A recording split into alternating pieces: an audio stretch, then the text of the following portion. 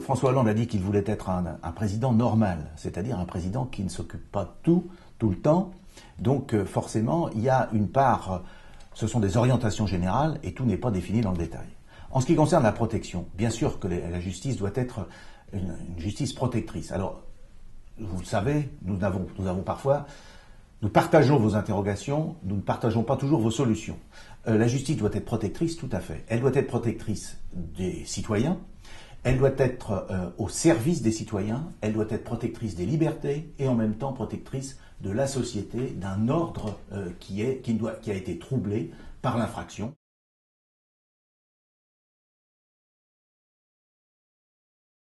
Il a dit la chose suivante, il a dit que l'on devait remettre à plat la procédure pénale.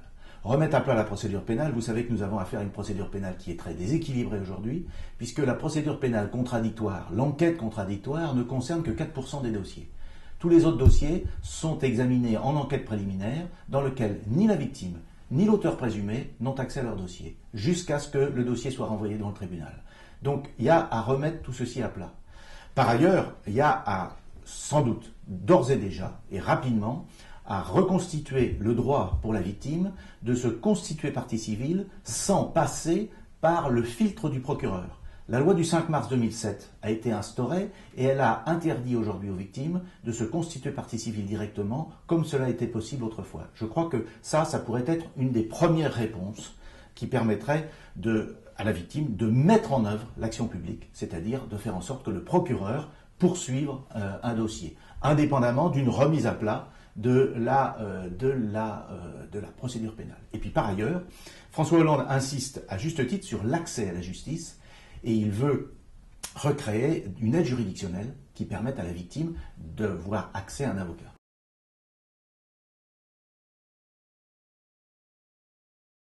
Aujourd'hui, sur cette question-là, et là c'est plus moi que le candidat qui parle, j'ai pas constaté qu'il y avait des difficultés particulières. Chacun est dans son rôle, le procureur exerce l'action publique, la victime exerce l'action civile. Quand il y a un désaccord sur une peine, en général, le procureur et la victime tombent d'accord et font appel ensemble. Je n'ai pas constaté qu'il y avait des difficultés particulières, mais ça peut refaire l'objet de l'examen à l'occasion de cette remise à plat de la procédure pénale.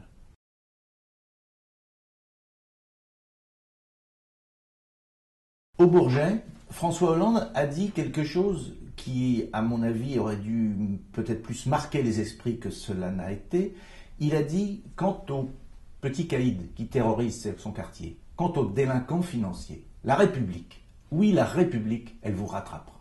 Et je crois que la réponse à la question que vous posez, elle est là. Personne, ce n'est pas un objectif démocratique que de viser l'impunité des auteurs de crimes et de délits. Donc, il faut forcément qu'il y ait une réponse aux crimes et aux délits. Cette réponse, ça passe d'abord par une question de moyens. Et vous savez que François Hollande a prévu l'augmentation des moyens en matière de justice et de police. C'est un des seuls secteurs qui sera épargné par la réduction, par les difficultés budgétaires auxquelles nous sommes confrontés. Donc il y aura forcément quelque chose, une augmentation du côté des moyens. Pour François Hollande, ce n'est pas la sévérité de la peine qui est exemplaire, c'est la certitude de la peine. Et cette certitude, c'est comme ça que ça doit fonctionner. Et au jour d'aujourd'hui, la justice n'est pas suffisamment articulée avec la police, ça ne fonctionne pas de façon qui nous paraît tout à fait satisfaisante.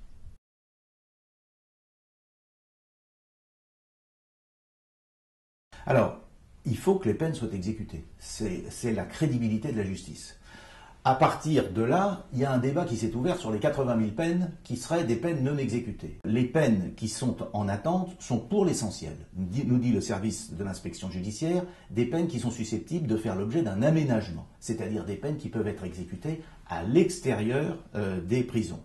Donc il faut penser l'exécution de la peine comme une peine qui se fait à l'intérieur, mais aussi un contrôle qui se fait à l'extérieur, et une peine aménagée est une peine exécutée. Une personne qui reste, comme on dit, les personnes sous main de justice peuvent être sous main de justice à l'intérieur des murs, comme elles peuvent être sous main de justice à l'extérieur des murs. Donc ce qu'il faut penser, de façon à rassurer nos concitoyens, ce qu'il faut penser, c'est la mise en place d'un contrôle et d'un suivi à l'extérieur, qui soit à la fois du suivi et du contrôle. Et c'est ça, me semble-t-il, qui doit être mis en place. Alors, François Hollande ne s'est pas prononcé dans le détail sur toutes ces questions.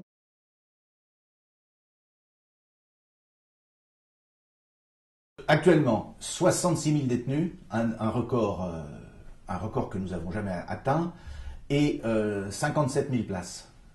Si on suppose de conserver le même taux de détention, qui nous met dans une moyenne européenne à 100 détenus pour 100 000 habitants, c'est un peu au-dessus de l'Allemagne, c'est le même taux que la Belgique. Si on suppose ça, eh bien ça suppose qu'il y ait un peu de création de places supplémentaires. Par ailleurs, nous sommes tenus par une règle morale, parce que ce sont les règles pénitentiaires européennes qui n'ont pas de force obligatoire. Nous sommes tenus d'assurer un encellulement individuel, une place, une personne dans une cellule, sauf demande contraire ou sauf exception. Ça suppose de rénover un certain nombre de maisons d'arrêt et ça suppose de faire en sorte qu'il y ait les places qui correspondent à peu près à ce nombre de détenus.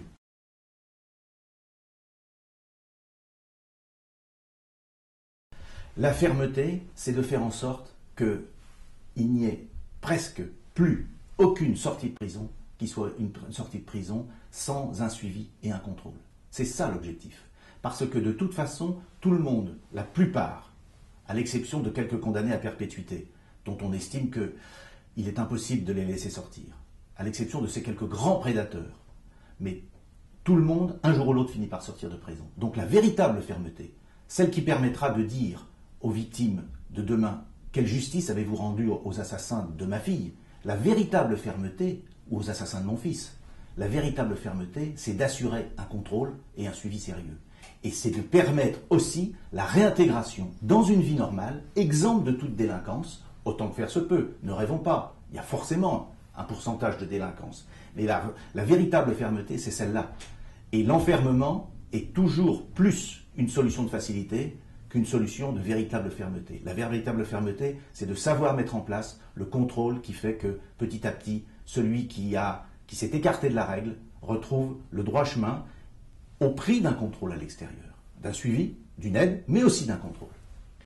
Bien sûr, il faut un principe de précaution. La difficulté, c'est que la dangerosité, aujourd'hui, ne se mesure pas scientifiquement. Ici encore, François Hollande ne s'est pas prononcé sur toutes ces questions. Bien sûr, on est au-delà mais la dangerosité n'arrive pas à se mesurer scientifiquement. Donc la dangerosité, c'est plus la rencontre d'une personnalité et de circonstances. Et on peut agir un peu sur la personnalité, on peut aussi agir sur les circonstances, et on peut mettre en place un suivi à l'intérieur.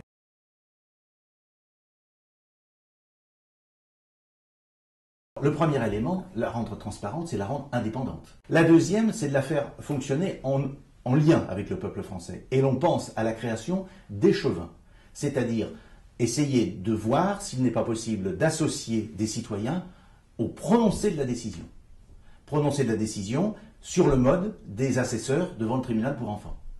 De façon à ce qu'il y ait un regard qui soit un regard de non-professionnels, mais de non-professionnels qui s'engagent sur une durée de 1 an, de 2 ans. Ce ne sont pas tout à fait les jurés populaires, ce sont des gens des volontaires qui s'engagent, comme font les assesseurs au tribunal pour enfants, comme font les assesseurs devant le tribunal des affaires de sécurité sociale, et qui s'engagent sur une durée de 1 an, 2 ans, 3 ans, à venir faire quelques audiences. Ce n'est pas un travail à temps plein, bien sûr, à venir faire quelques audiences. Le dernier point, pour rendre la justice transparente, c'est de la hausser à un niveau de service public et de constituer, alors peut-être pas des conseils d'administration, mais de constituer des comités d'usagers dans la justice. La justice, les palais de justice, c'est un endroit où l'on est sans doute le plus mal accueilli des services publics. On est convoqué à 14 heures, victime ou auteur, on peut passer à 20 heures. Et à 20 heures, on peut s'entendre dire on s'excuse, madame, monsieur, mais on ne pourra pas prendre votre dossier, vous êtes renvoyé à 3 mois. Ce sont les conditions d'accueil, les conditions de fonctionnement, les conditions de délivrance des copies, toutes ces choses matérielles qui font que, il y a une insatisfaction. Je pense qu'il est nécessaire de constituer des comités d'usagers. Ça existe à l'hôpital. Ça existe à la SNCF, où il y a des comités de ligne avec des gens qui ne sont pas contents quand les trains n'arrivent pas à l'heure, et des efforts ensuite qui sont faits pour que les trains arrivent à l'heure. La justice doit être sous le regard du peuple français, au nom duquel elle rend les décisions. Donc le peuple français ne doit pas regarder le contenu de la décision, parce qu'à ce moment-là, la décision, elle est indépendante. Mais en revanche, les conditions dans lesquelles c'est rendu, eh bien là, je pense qu'il y a un progrès à faire.